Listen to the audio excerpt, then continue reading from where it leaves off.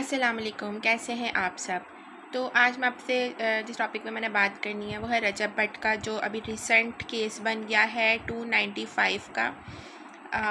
तो सबसे पहली बात तो ये है कि हमें भी आज पता चला कि 295 ए और 295 सी क्या होता है। ठीक है, इससे पहले हम मेरे ख्याल से पाकिस्तान की 95 आवाम को नहीं पता था। मतलब जो लॉ से हटकर हैं, जो लॉयर्स हैं या जिन्होंने कानून की स्टडी की हुई है उनको शायद इस बारे में इल्म होगा, यकीनन होगा। लेकिन उसके अलावा जो आम इंसान है, इवन हम एजुकेटेड लोग जो हैं, मास्टर डिग्रीज करके बैठे हुए हैं, हम लोगों को भी नहीं पता कि 295 जो होता है वो क्या होता है, या मेरे ख्याल से। ठीक है, मुझे तो नहीं पता था और बहुत सारे लोगों को नहीं पता होगा, और सर्च करने पे पता चलेगा कि भाई ये एक कानून है जो नामूस रिसालत या गुस्ताख़ रसूल जो होते हैं उनके ऊपर ये आयत की जाती है, नाउज़ुबिल्लाह। ठीक है, अल्लाह ताला, मेरा ख्याल से कि कोई भी मुसलमान जो है अल्लाह को मानने वाला, नबी पाक सल्लल्लाहु अलैहि वसल्लम को मानने वाला, बेशक वो शिया भी हो, वो इतनी बड़ी गुस्ताखी नहीं कर सकता। वो क्यों करेगा। ठीक है, 295 जो रजब भट्ट का, मेरे ख्याल से जो 295 अपना परफ्यूम लॉन्च करने का था, उसका ये था कि उसका जो वो कहते हैं कि मेरा ना गुरु है या मेरा जो हेड है जो भी है वो सिद्धू मूसेवाला है। ठीक है, वो जो एक सिंगर थे, सिख सिंगर सिद्धू मूसेवाला। ठीक है, तो उसका एक गाना लॉन्च हुआ था 295। ठीक है, मेरे ख्याल से उस गाने के नाम पर उसने अपने परफ्यूम का नाम रख लिया, क्योंकि वो मतलब उसको बहुत ज़्यादा पसंद करता है, उसे अपना मेंटोर समझता है सिद्धू मूसेवाले को। तो उसका एक गाना, उसका लास्ट गाना रिलीज़ हुआ था उसको किल करने से पहले, 295, तो उसने उसके ऊपर नाम रख लिया। अब पहले हमने भी सुना था जब सिद्धू मूसेवाले का मर्डर हुआ था कि उस गाने के ऊपर हो सकता है, उस गाने के ऊपर उसका मर्डर हो, लेकिन ये सीन नहीं था, सीन तो कुछ और था। ठीक है, हमने सुना था, अफवाहें थी ये। तो अब मुझे लगा कि शायद, या मेरे ख्याल से शायद बहुत सारे लोगों की ये सोच हो कि 295 उसको भी इसी वजह से उसके ऊपर टारगेट किया गया था, सिद्धू मूसेवाले को, और अब ये रजब को भी इसी वजह से टारगेट किया गया। तो जब उसको पता चला कि ये जो है ये तो इस चीज़ के बारे में है, और उसने माफ़ी भी मांग ली और अपना डिसकंटिन्यू कर दिया उसका, तो मेरे ख्याल से अब उसको माफ़ कर देना चाहिए। मतलब उसने स्टॉप कर दी उसकी मेकिंग ना, उस परफ्यूम की।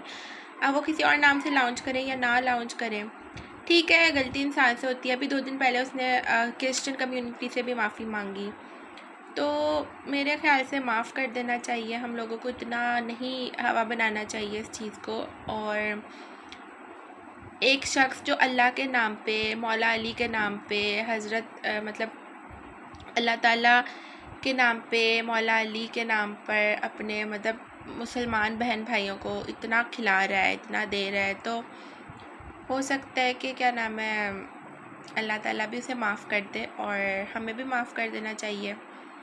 तो क्योंकि उसने अपने व्लॉग में, रजब भट्ट ने अपने व्लॉग में ये बात कही कि मेरे गुरु के ऊपर भी ये केस लगा था 295 का, और मेरे ऊपर भी लगा था ये 295 का। हाँ, तो उसके ऊपर ये केस कब लगा था, जब उसने नमाज, मेरे ख्याल से नमाज की तौहीन की थी। उसके ऊपर एक केस बना था ना कि उसने नमाज की तौहीन की है, पता नहीं क्या मजाक बनाया है, तो शायद वो वाला केस, उसने उस केस की बात की होगी। तो हो सकता है वो इतनी डिटेल में ना गया हो, तो हमें भी चाहिए कि हम उसे माफ़ कर दें। इतनी मतलब 295 उसने, जो उसकी इंटेंशंस थी ना रजब भट्ट की, वो सिद्धू मूसेवाला का जो गाना है ना 295 उसके साथ थी।